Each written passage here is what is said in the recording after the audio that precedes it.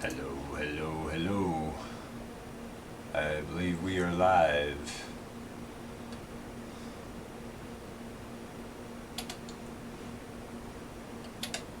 I believe we are. The Farmacy Seeds Network, streaming live from Tivoli, New York. W2N TV Mobile.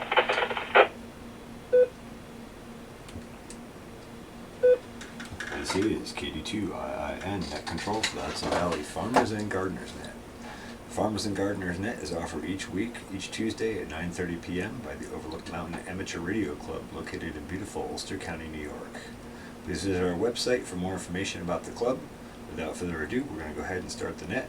This is KD2IIN looking for check-ins for the Hudson Valley Farmers and Gardeners Net. Are there any check-ins at this time? Hey Celtic Bear, how you doing?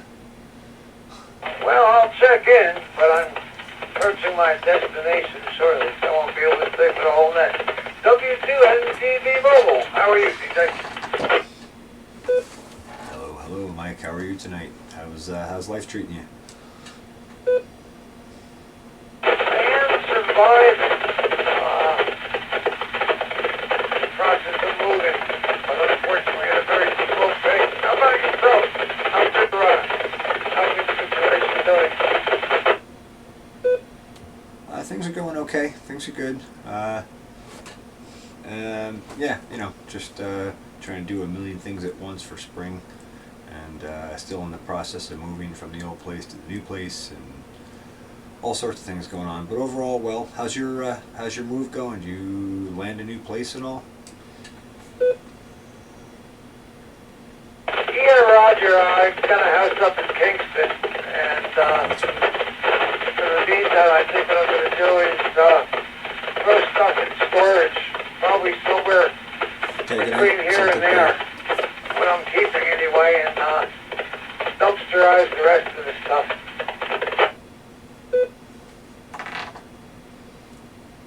Gotcha. Yeah, sometimes you got to clean out when you're moving. Well, that's how it goes. Well, let's just stop here and see if there's any further check-ins for the net at this time. This is KD2IIN Net Control for the Hudson Valley Farmers and Gardeners Net. If there are any further check-ins, please call now. KD2 RFI, Bob. The net recognizes KD2 RFI, Bob. Are there any further check-ins?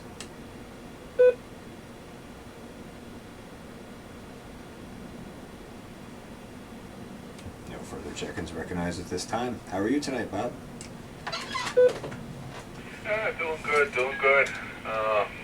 Very busy, a little bit late to the party, but everything's good. I just catch up on things around the house. I actually just came in feeding the bees and closing down the chicken trees, and I got home a little bit ago.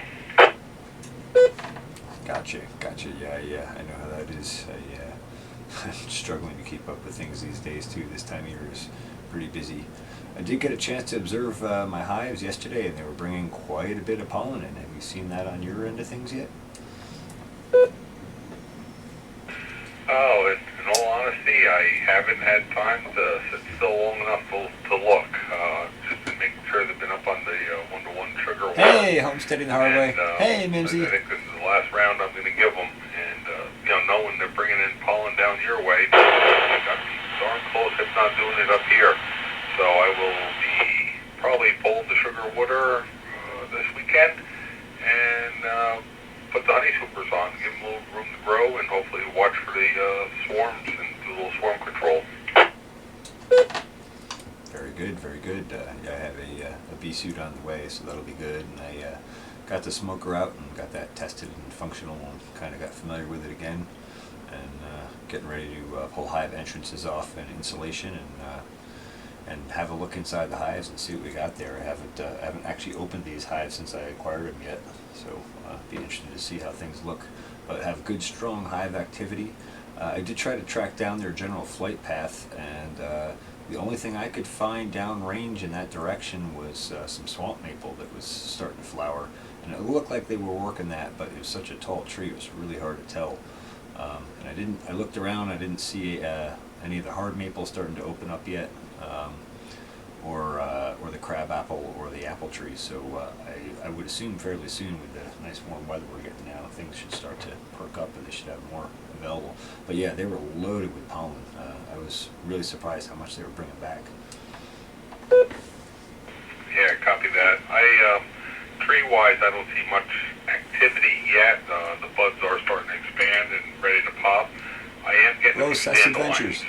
and I noticed just walking out through the grass tonight, I'm going to have to mow. It's about a week, I think. So Hey, Geeky it Gardens. is that time of season, so I'm pretty confident if I actually take the time and get home during daylight hours, I probably I don't know, will homesteading. and pollen. But that's excellent. That's good to hear about your hives. Usually just by looking at the activity at the front of the hive and what they're bringing in and what they're doing, you usually tell the vitality of a hive, or at least have a good impression of what's going on inside even before you open it, just by observing. Yeah, for sure. And I've been learning that as I've been studying more and more.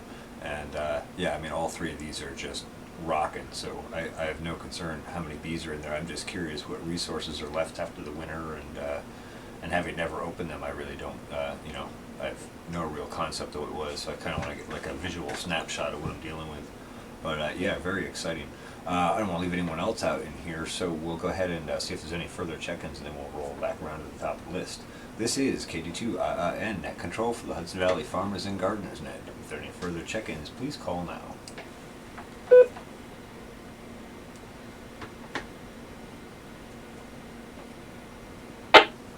No further check-ins recognized at this time. We're going to roll back to the top of the list. W2NDB, if you're still there. What do you make of that, Mike?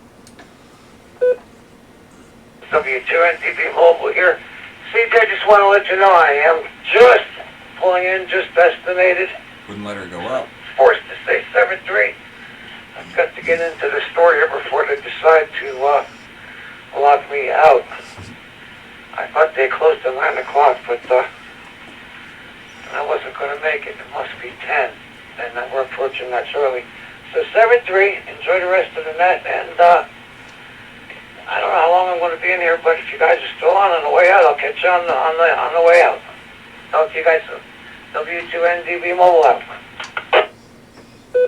All right, sounds good, Mike. Good to hear you in there. Good luck with your store trip, and we'll talk to you again soon. Glad you're doing well on your end. 7-3s for now, and we'll roll back on down to KD2 RF5. Bob, pick it up. Yeah, not really too much going on at the moment. Like I said, I got to do pretty much the same thing you're doing with the bees. Get the insulation covers off, the insulation boards off the top. I probably won't pull the hive producers quite yet.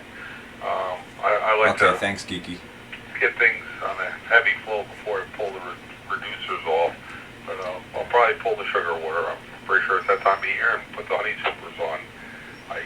I tend to always have a bad habit of not putting the honey supers on soon enough, and therefore the bees fill up their bottom boxes, brood boxes, with nectar and pollen too quick, and queen has no place to go, and they wind up swarming on me. So I'm going to try and prevent that this year. Get the honey supers on and try and stay a leg up on it a little bit. I did acquire some free 2x lumber, which I know we talked about for building some top bar hives. I really like the thicker lumber. I think I'm going to put a couple more top bar hives out and, see if it's a fluke or whether really thicker lumber seems to be helping. Other than that, chicken-wise, I got 40 more. Actually, I got a total of 80 chicks on the way. Wow. I'm going to be splitting them up with a friend of mine. He's doing 40 and 40. So I'll be, I think the end of May they're coming in. I'll have 40 more chicks coming. So we'll be raising some baby birds. Pretty much other than that, not a whole lot going on other than normal prepping for next winter already with firewood. I got outside of the farming and the property type stuff. I got I'll be taking my extra level exam next week. So I'll be hopefully taking that one off my list too this spring.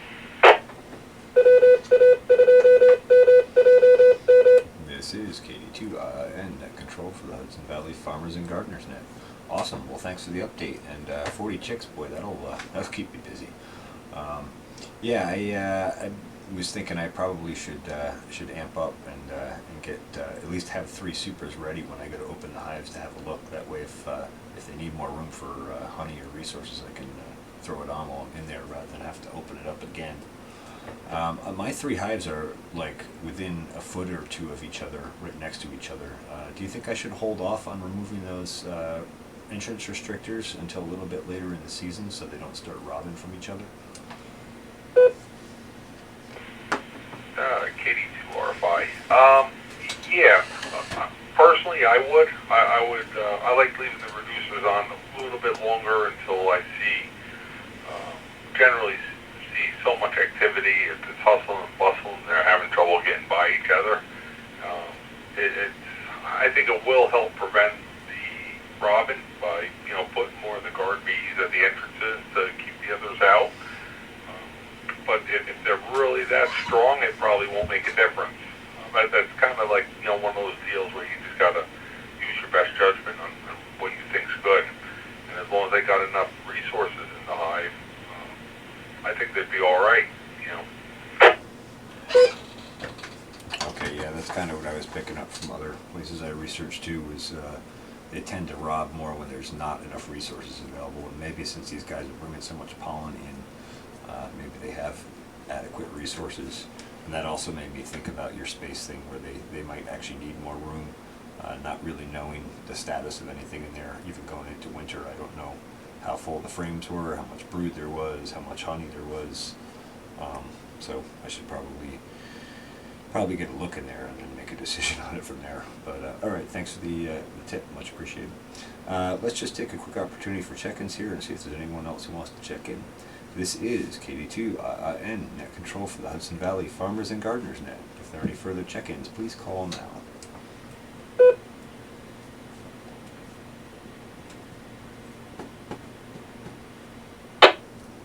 No further check-ins recognized at this time. It's a quiet night, I guess. Well, similar things on this end. I'm getting seedlings started and starting flats of seeds and getting ready to bump them up and foliar feeding and drenching and trying to balance, between temperatures in the greenhouse, starting to fire up once or twice overnight just to knock the chill off. And let's see, I planted some garlic this week. I've been sorting through some of the garlic seed from last year, and just getting ready to roll out into another season. Excited that we seem to be having a more normal spring this year. What are your thoughts? Well, plant-wise, it's hard for me to tell. I have not gotten the green thumb yet. I'm hoping to sometime in the very near future, or I may borrow a friend's green thumb. They were talking about using my property for planting and gardening, which I would be all for, and that's kind of what I'll be prepping the soil for. So far, yeah, it does seem to be a quote-unquote normal spring for the most part. I know a couple of years ago we had a really warm winter,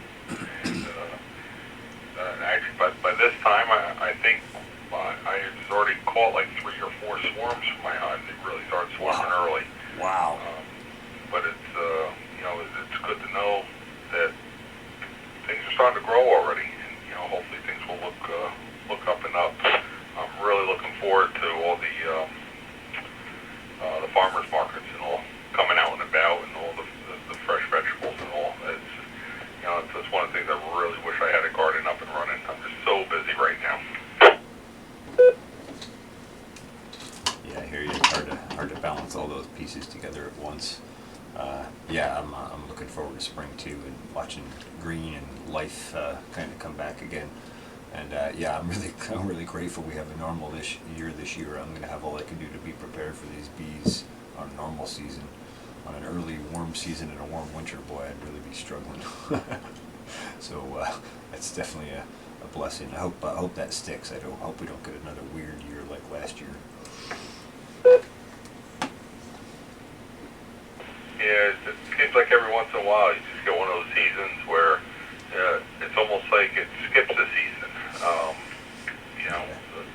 Some summers you only have like 2 really hot days, and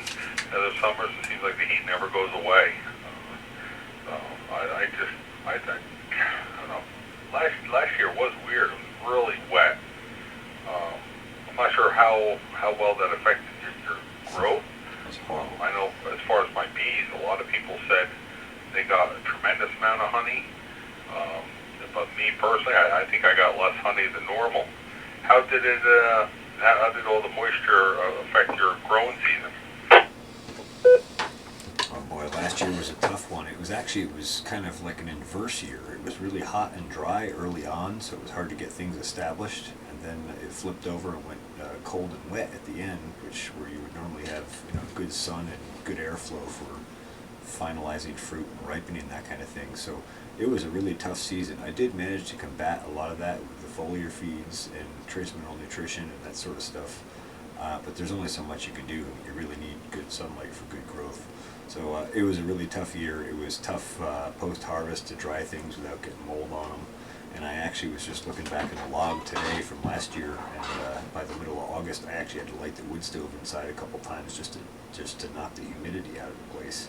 It was that bad. So it was a tough year for me. I'm hoping for a more normal one this year, where we get some spring rains and good sun and temperatures, and things get a chance to get established before it gets hot and dry. Yeah, it was a tough year.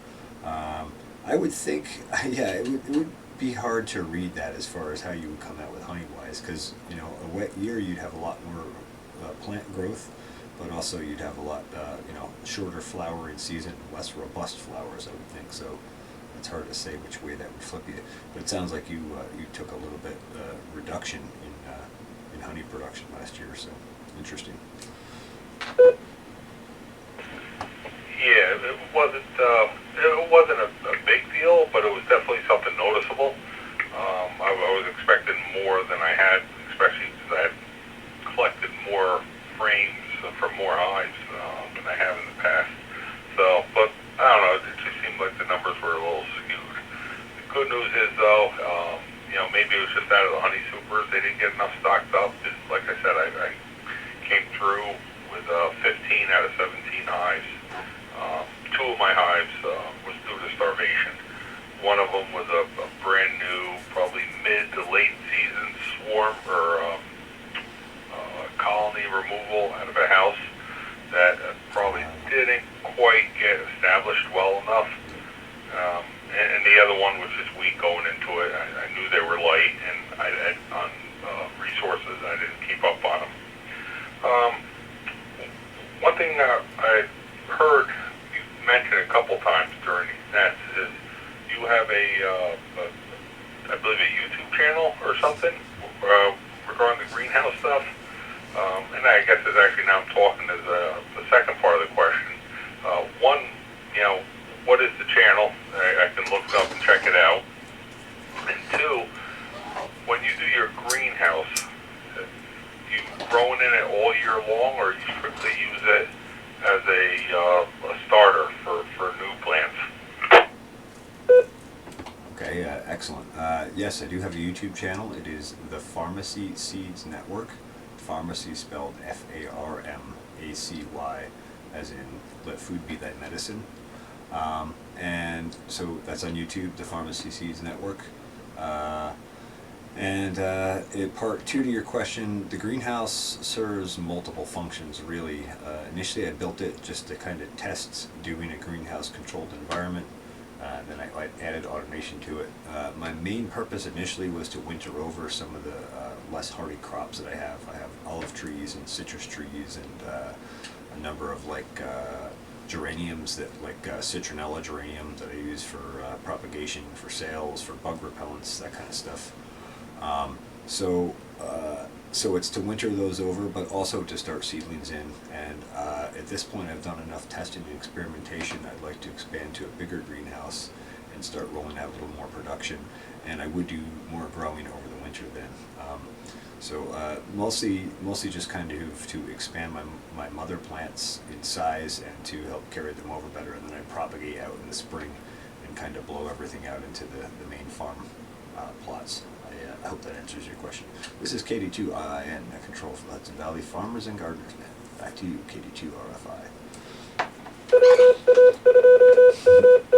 KD2RFI.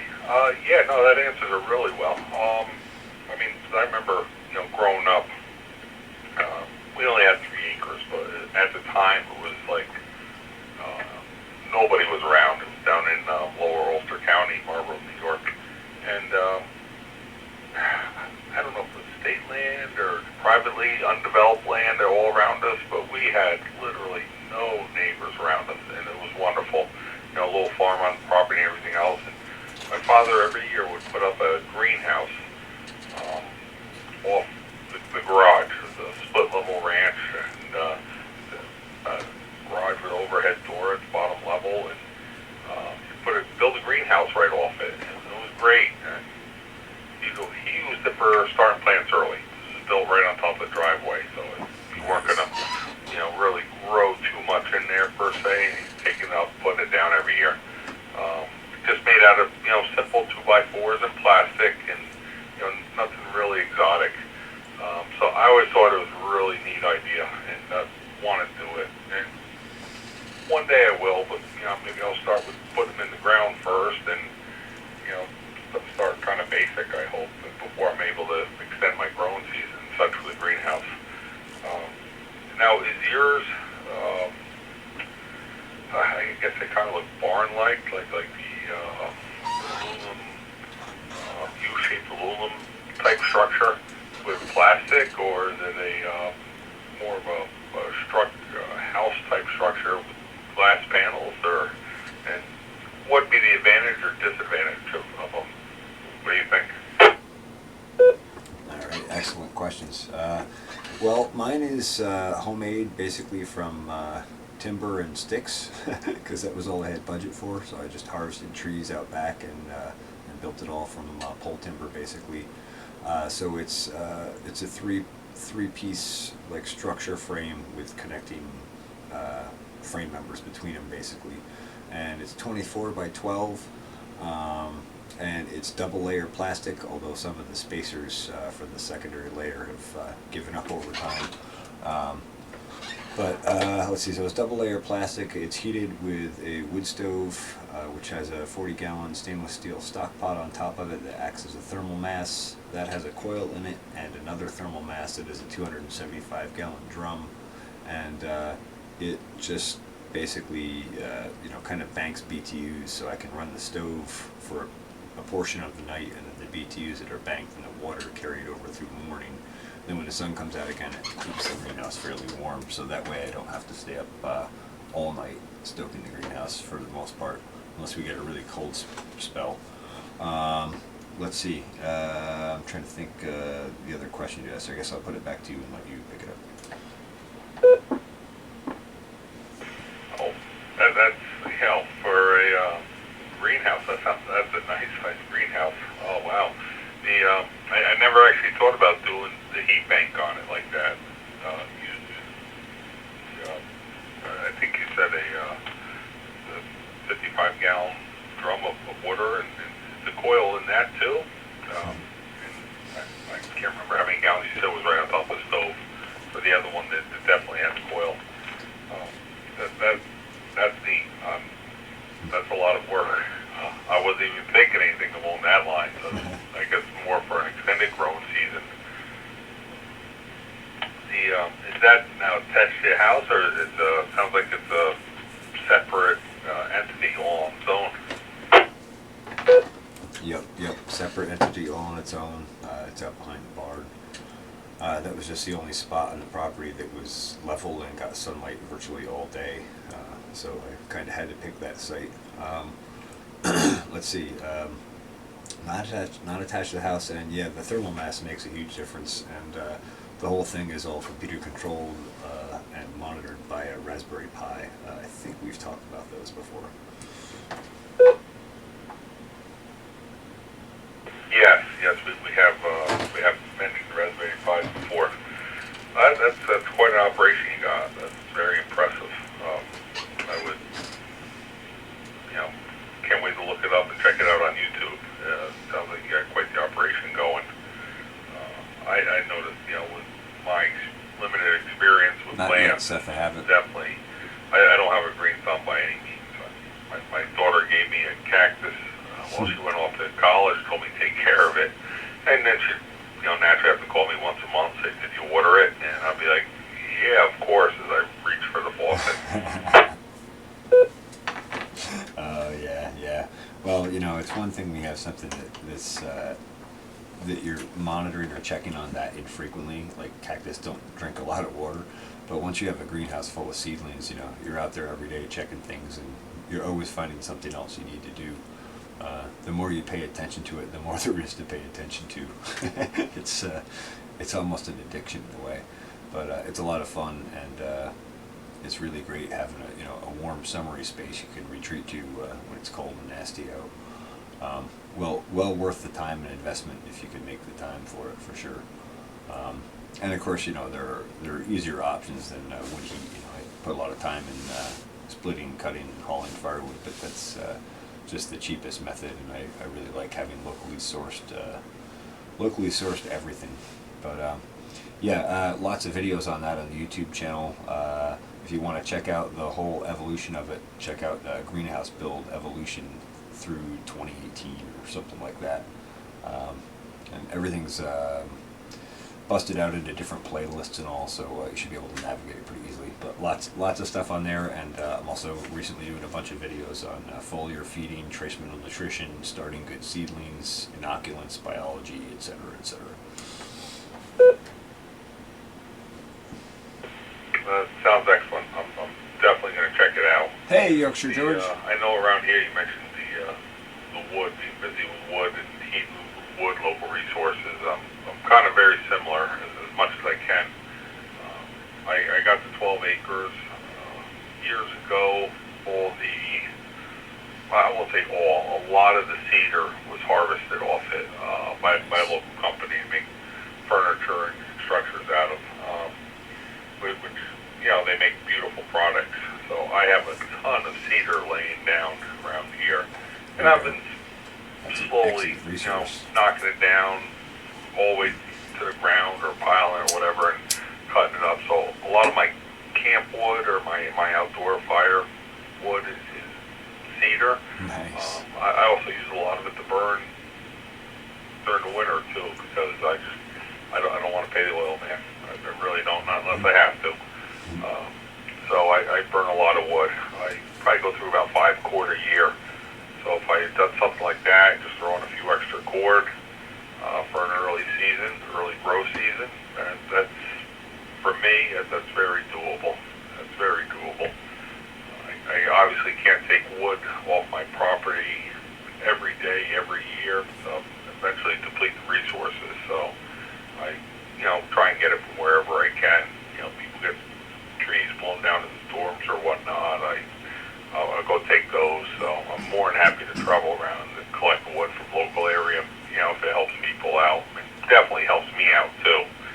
So very interesting, good stuff. KD2 RFI. Along with KD2 and Net Control for the Hudson Valley Farmers and Gardeners Net. Provide one last opportunity for check-ins. This is KD2 and Net Control for the Hudson Valley Farmers and Gardeners Net. If there are any further check-ins, please call now.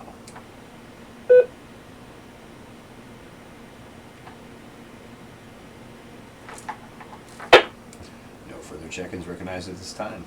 Yeah, the firewood is excellent, and cedar smells excellent. In fact, there's quite a bit of cedar on this property. And once in a while I'll sprinkle in some dry cedar, especially when I'm starting the stove up, to get that nice burst of initial heat to get going fast. Excellent stuff. Yeah, if you got a lot of it down there, man, there's all kinds of cool stuff you can build with it, and it lasts nearly forever. It just doesn't rot. So an excellent material to have on property, whether it's for fuel or for building resources. Yeah,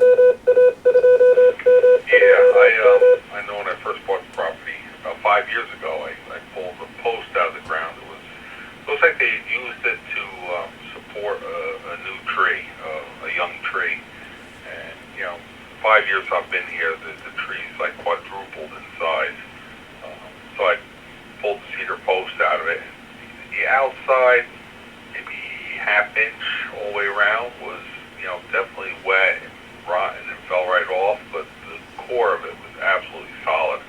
So it was still, cedar's just one of those woods that it lasts and lasts. And not only that, it smells, like you said, it smells wonderful. It's got that wonderful red color on the inside. It just smells wonderful. And I believe, if I'm not mistaken, cedar wood shavings tend to keep the bugs away, the parasite. It naturally repels them.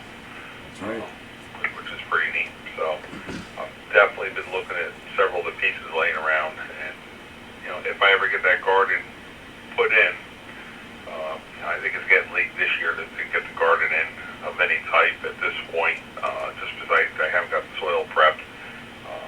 I know my daughter's aunt wants me to put it in. And she's the big gardener. She's the one that'll be coming down and probably, running her gardens off my property.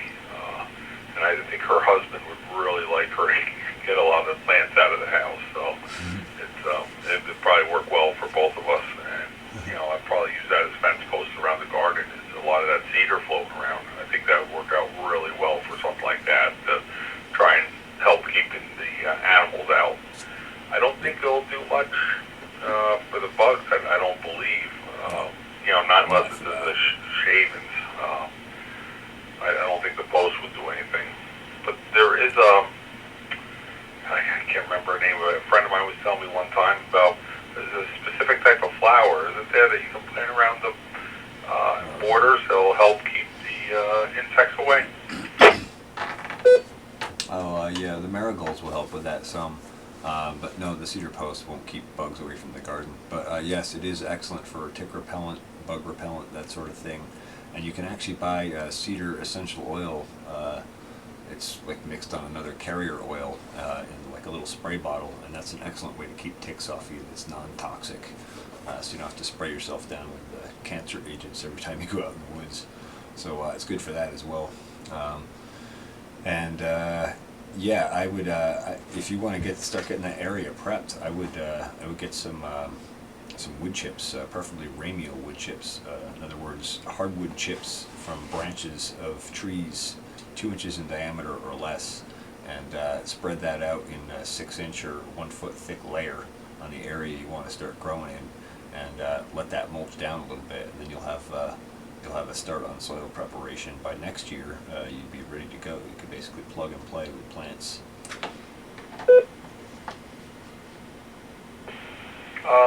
One of the substances I was looking at, I'm hoping, I know we've discussed it before, I use it's not a hardwood, it's just a pine bedding chips, but it's, mixed with the chicken manure. I have the chicken coop. It has, no floor in it. It's just the earth floor with, probably minimum of 8 inches of pine chips down. And I think it's the one side of it, it's probably down 14 inches at least. Just all chips mixed in with the manure that's breaking down. And I'll be taking about a third of it out of the coop and then shifting everything over and throwing new bedding at one end. And where I take out, I'm going to push the old bedding over. Would that be perfectly suitable for mixing in as the soil prep for next year? Absolutely, absolutely. Ideally, I would lay that down in like a thin layer where you want to put your garden space, and then I would get additional wood chips in on top of that. Preferably the ramial wood chips. If you can't get those, anything works, especially if you have chicken manure in there, because you're bringing that nitrogen to carbon ratio back up in balance. And I would load a real heavy layer of the wood chips on top of that, and by next year you'll have good nutrition, good fungal mass. The weeds will be suppressed, and you'll have softened soil with earthworms coming up in it, and it'll basically be kind of ready to go. And that way you don't have to go and till and destroy all the biology there, when you're really going to just try and restore it for healthier plant growth anyway later on. Okay, now one more variable on top of that, and I'm actually going to turn the light on so I can write notes. I mentioned it to you before, and you've given me a solution, and I told you I was going to ask you again about it, because I didn't write it down at the time, and I knew I'd forget. But my soil around here is all clay. Definitely out of nutrients with the chicken manure and the pine chips would definitely help. You had mentioned something else that I could mix in that would be excellent for the soil as well, and help break it up, make it more workable, I believe is what it would help assist with.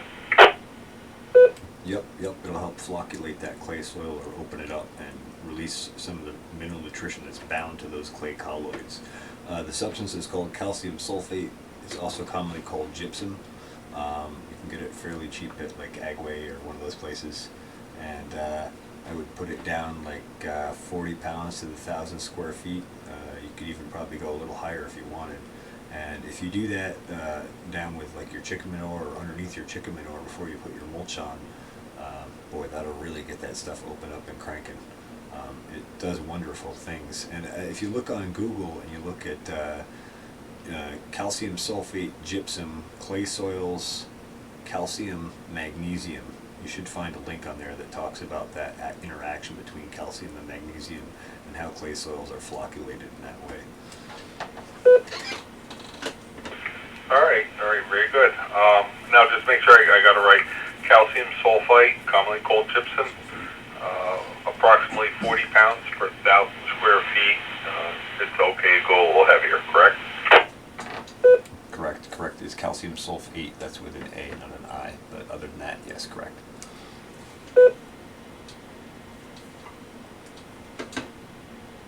All right, good, excellent. Now, give me something else to put on the list this spring to start doing. That'd be great if I could get that up and running by next year. And I wouldn't need to till that in this year, would I? Or be a surface, or should I go ahead and get it? Or I'd probably just wind up renting a tiller. You mentioned something about tilling to breaking up the compounds. Not to do it, or it would be recommended till it in, or just leave everything I put down right on top. Yeah, I would put everything you put down right on top and don't till it. There's already some biology in that soil. There's no point in killing that biology and then trying to get new biology going again. If you put that down, it'll interact with what's in the soil and it'll do its thing on its own. There's no need to till it in. Tilling does a tremendous amount of damage to biology and microbial populations, as well as mycorrhizal fungi and that sort of stuff. So the less tilling you do, the better off the health of the soil is actually going to be. You can actually build tremendous amounts of carbon in soil by not tilling and by managing your crops correctly and keeping good mulch in the soil. That mulch does a lot of things. It provides nutrient for the microbes in the soil, which in turn provides nutrient to the plants, and it also provides an environment that protects those microbes as well as the earthworms and all the other biology that you want in that soil that helps facilitate good nutrition. And I always try to keep in mind that the soil is the digestive tract of the plant.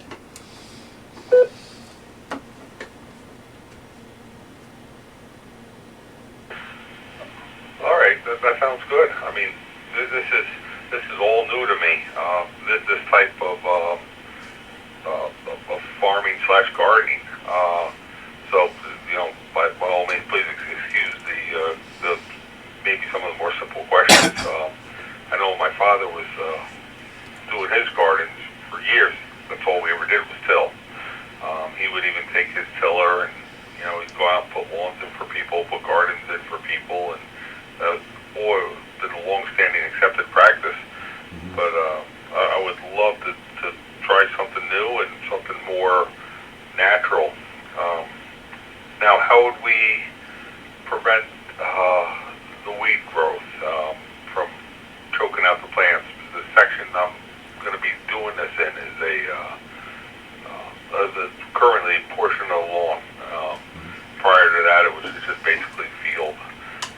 Would just rely on the wood chips for doing it, or are we using the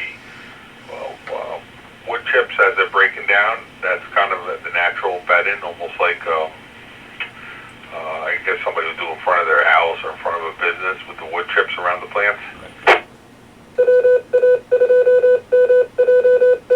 K82I, and right. Often those types of wood chips they have dyes in them or chemicals and that kind of stuff. So we're not looking to mimic that, but we are looking to mimic that deep forest floor mulch. Like if you walk into the forest and you scratch apart the leaves and the debris on the floor, you'll see there's a really dark layer on the top, inch and a half around here at least. That's just decomposing organic matter. That's all from the leaves falling. So we want to mimic that environment, and that provides a good place for microbes, a good place for earthworms, and nutrition breaking down from the mulches. So the trick to keep weeds down is to put mulches on really, really heavy. I've had so many people say, you know, I mulched it and the weeds came up through. Well, if the weeds came up through, you didn't mulch it heavy enough. That said, if you're establishing over a lawn, an easy way to enhance that process and to help your wood chips kind of take command of the area over the weeds initially is if you can go to like these cardboard dumpsters just about anywhere.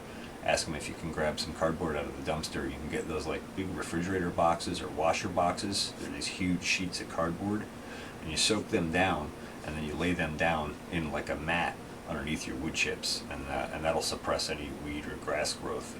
And then you put a really heavy layer of wood chips on. Like I would say, your first year out, a solid 8 inches or a foot thick if you can. Really lay it on there. All right, copy that. Yeah, well, I got some access to cardboard. How many tons do you want? I got plenty of cardboard.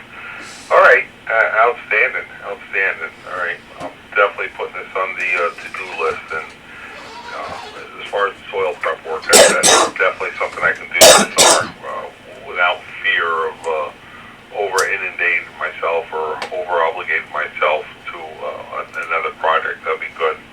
And then I can hopefully get my daughter Nan on board with it too and draw her into the mix. Excellent. I appreciate it. Thank you very much.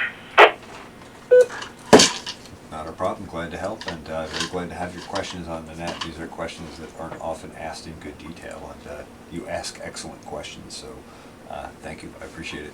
As far as mulches, there's a few videos on my channel. I forget where they are exactly. I think they're in the playlist, The Toolbox for Working with Plants, Soils, Animals, and Biology. But they're specifically on mulches, and I go into how to do that sheet mulching thing with the cardboard, as well as mimicking nature and all that sort of stuff. So there's some videos that'll help guide you through that as you go. Might be worth checking out.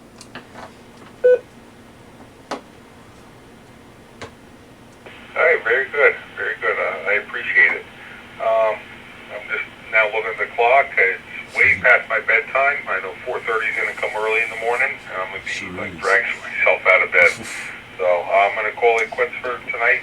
Okay, I appreciate all the time, and once again, thank you very much for hosting the net, even if it's only two of us on tonight. I definitely get a lot out of this every time we discuss it. All right, so I'm going to wish you a good night. I'm going to check out, and 7-3 to you. I'll see you next time. 82 RFI. Sounds good, Bob. Thanks for joining the net. Much appreciated, and look forward to our conversations every week. So thank you very much. And you'd have to have a winch to get me out of bed at 4:30 in the morning. All right. Have a good evening. Hope you get some rest, and we'll hopefully talk to you next week. KD2 RFI, KD2 and I'll say 7 3s, and then I'm going to go ahead and close the net.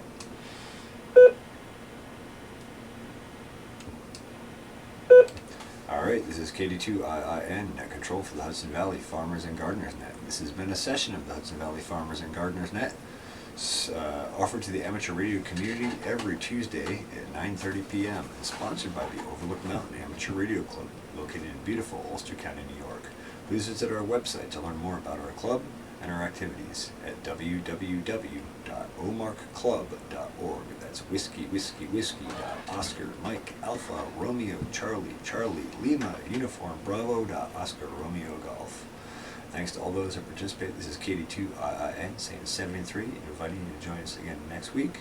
I'll break. Don't forget, we also have another net Thursday nights. It is run at 8 p.m. It's sort of our local conversational net, geared more around an amateur radio club. You should definitely come join us for that. That's usually run by K2JLV, Dave. And every third Thursday of the month, we have our monthly meeting at the Ulster Fire Training Center. At least that's the last meeting I was at. Anyway, so don't forget to check that out. More information, of course, is available on our website. Thanks to all those who participated. This is KD2IN saying 7-3, inviting you to join us again next week. The net will be closed, and this repeater will be back under regular amateur use. 7-3's Kitty 2 IIN is clear. Oh man, that's a mouthful. Alrighty. So thanks to everybody who came into the live stream. I see there's still a couple of people hanging. Sorry I wasn't able to answer all your questions right away. It was had a lot in my head today. Hard to keep up with things. How is everyone tonight? Everyone having a good week? You guys getting some warm weather? I hope. And good night to the net. How are you, Geeky Gardens? How's your LiDAR project coming?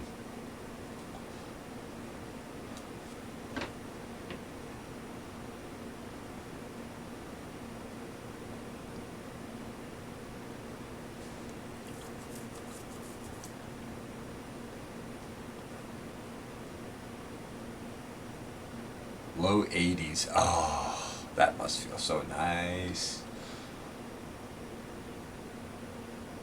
We had 65 here the other day and I had my shirt off. I was cooking. I'm not used to it anymore. And rain. Well, rain's not so bad. Could be worse, could be snow. We had snow a couple days ago. Like an inch. It was supposed to be rain. It didn't stay rain.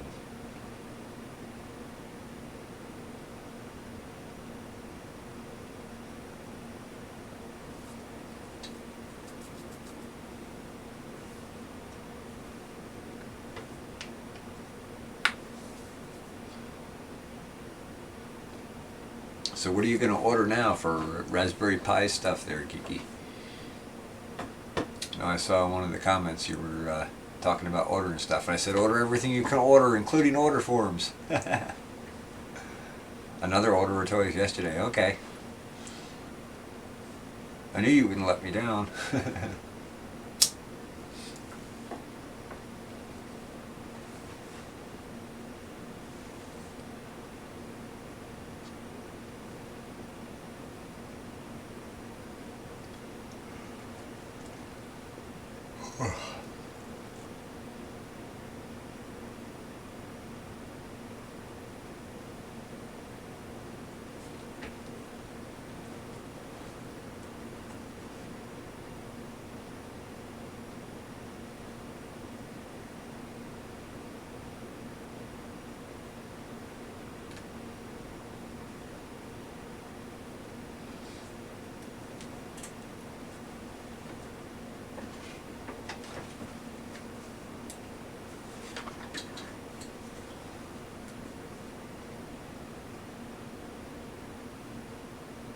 Anyone else have any questions, thoughts, comments regarding the net?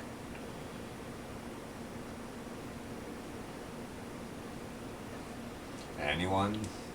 Anyone? Bueller? Being pulled in too many directions, that's how I feel too, Geeky. Oh my god. Trying to work some extra work, trying to work the regular job, trying to get the farm rocking for the season. Stay on top of seedlings. I want to try and hatch some new chicks out this year. I got to get rolling on that. I got to get honeybees rolling. Ugh.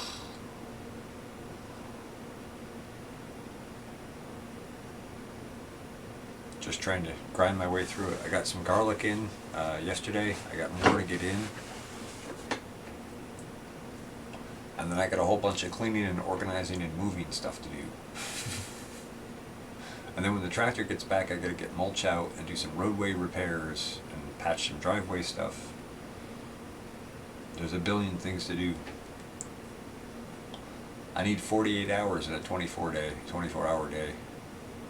Or maybe 72.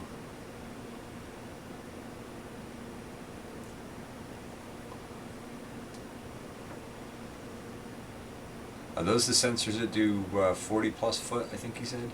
Or up to 40 foot? That's going to be cool.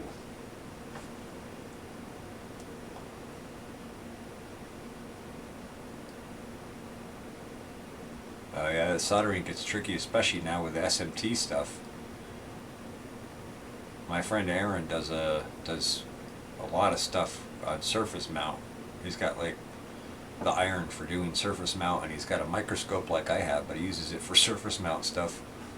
I don't have anything that complicated, but yeah, even just the older type circuitry, small PC boards is tricky, man. Those are some tiny little pins and points and traces.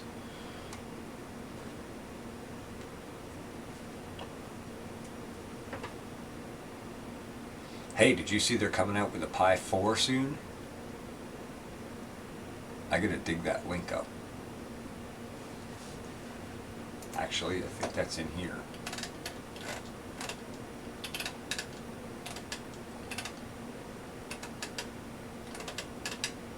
Oh.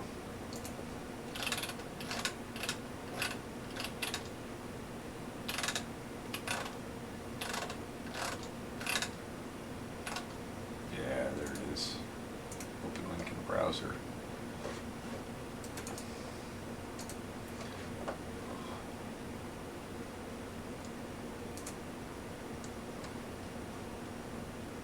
I think that's it. I better double check that.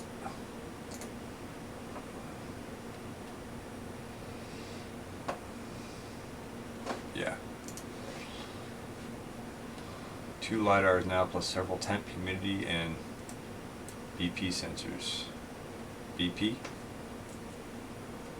Barometric pressure. And 1 soil moisture sensor. That's one I haven't gotten back around to, is soil moisture. Or barometric pressure. I gotta do those at some point. I've been waiting till I had a chance to get together an analog to digital conversion for the Pi, or some implementation, augmentation of that. That link is a link about all the features that the new Pi 4 is going to have. It's going to be basically almost like a mini server. It's going to be really sick. I think the highest you can get is like a 6 or 8 core processor with like 4 gigs of RAM. And they've included an 80-pin header and a SATA drive output on it, as well as dual HDMI, one capable of in and out. I don't know what you would do with that, but awesome. I think they expanded GPIOs. They did a bunch of really cool stuff with it. So looking forward to that. The latest and greatest. Yeah, I know. Well, play around with the 3. I'm gonna wait until the 4 comes out and it's stable and the OS is stable. Yeah, surface mount is just, it's too small. I'll buy it and like plug it into something, but I ain't building it. I don't have any need for anything to be that small anyway. You know, I'm trying to service a greenhouse or a farm or a barn. It's nice to have a small package, but I don't want it so small I can't work on it.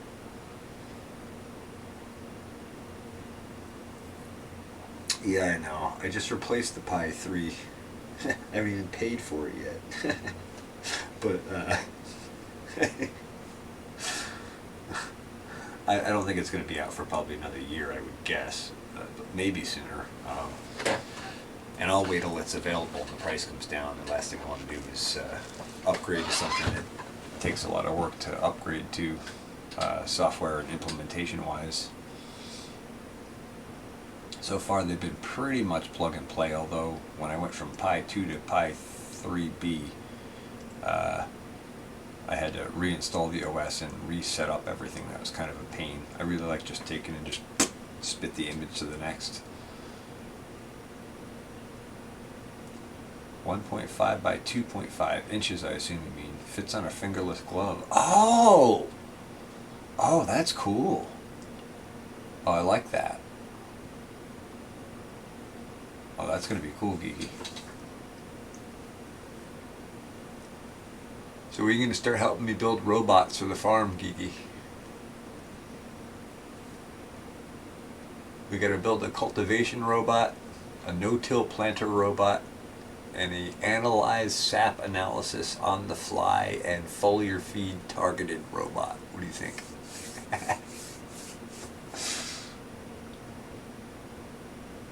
It's only got to do a few things, just a few.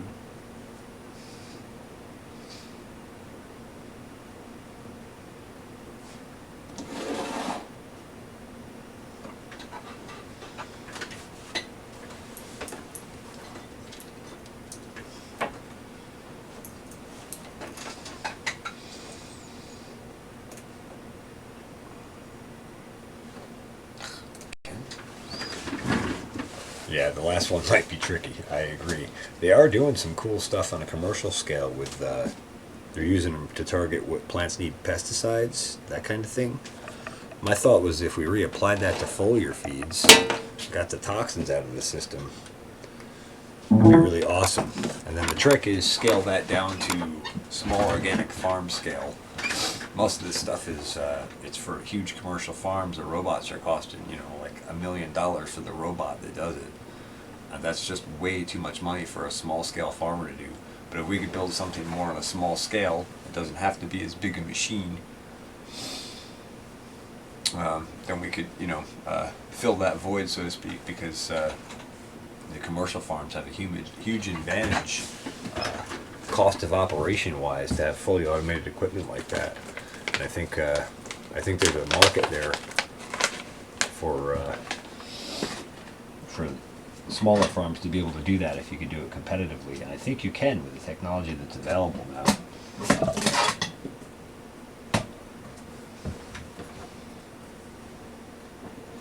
Yeah, that's right, your robotics class got canceled.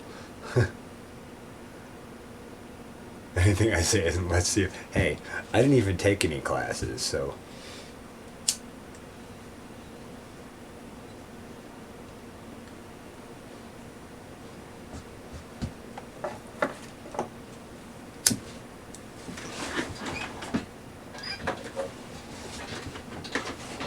So mine's even more so in that let's see if this works category. Or more like, let's try it. When something doesn't work, we'll figure out a way to make it work. But that's good engineering, right?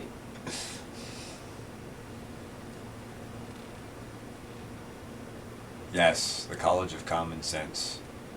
Yeah, and then all you gotta do is know the hardware you're working with, or if you don't, go study and learn about it, and then apply it to whatever you're doing. And then that's where you come in, is the code. The code is the tricky part. To write all the code to fit, to take the inputs, manage the data, and manage the outputs. That's the hard part. Like the physical part of it is really just nuts and bolts and basic levers and stuff. It's the code that drives it that really is the engine, so to speak.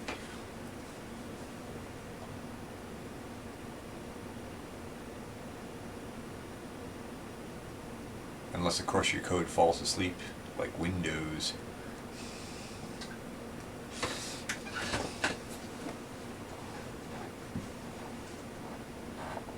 Yeah, I'm trying to think. No, I haven't taken any classes in electronics, except for like high school stuff, I was way ahead of the high school. I was basically helping teach the class in high school. Yeah, exactly. Experience hurting electrons is good. You're a full-fledged electron cowboy. Yeah, it is common sense once you understand it. But man, some of that code can get very complex. Even just playing with different controls in the greenhouse, man, I've gotten to where I'm like, there's a few little glitches I have to write out of the code. I keep having to go back and add on to the code and kind of hammer it out a little smoother. It starts out crude and then it kind of refines over time. I'm sure you know about that.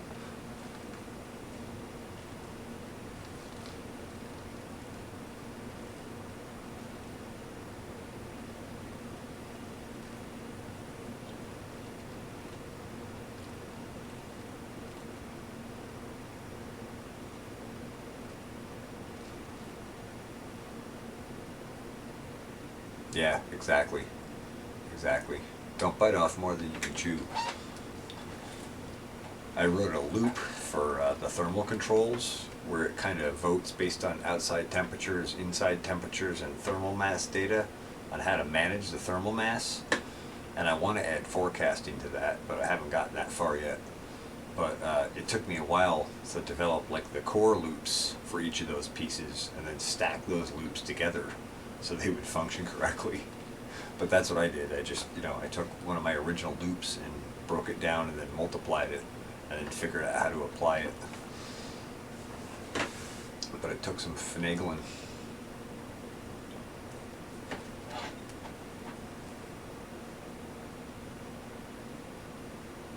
By the way, Geeky, that was some beautiful beehive you bought. I hope you get to inhabit that again soon.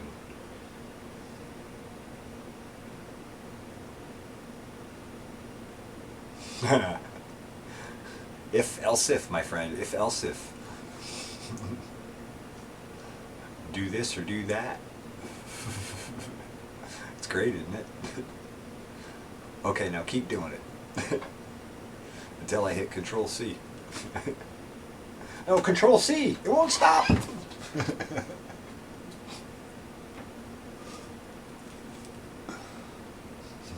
Yes, do this forever. While true.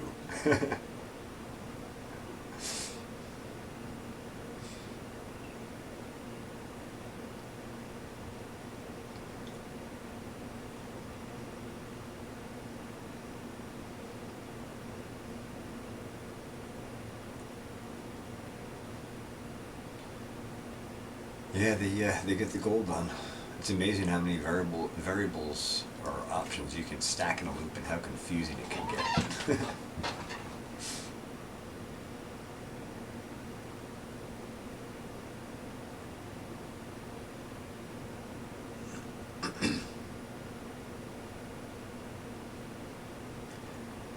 Well, anyway, I should get out and stoke the greenhouse and take care of a few more things here, and get a long day tomorrow. So I think I'm going to call it a night for now. Thank you to everyone who joined the live stream. Geeky, it was a pleasure to catch up with you. Where we got to catch up a little bit on electronics projects. I like that glove concept. That's really cool. Looking forward to seeing the future of that. Yeah. Don't know how that lemongrass got there. Yeah, I don't know. Anyway, it was a beautiful hive. It's a shame they took off on you. But, I don't know. Keep studying up on bees, and hopefully another swarm will come along. Maybe they'll take off.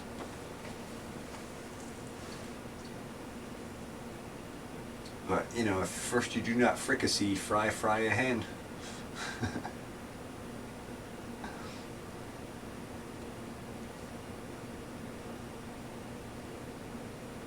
That was some swarm in that garbage can, though. They already started building up comb and everything.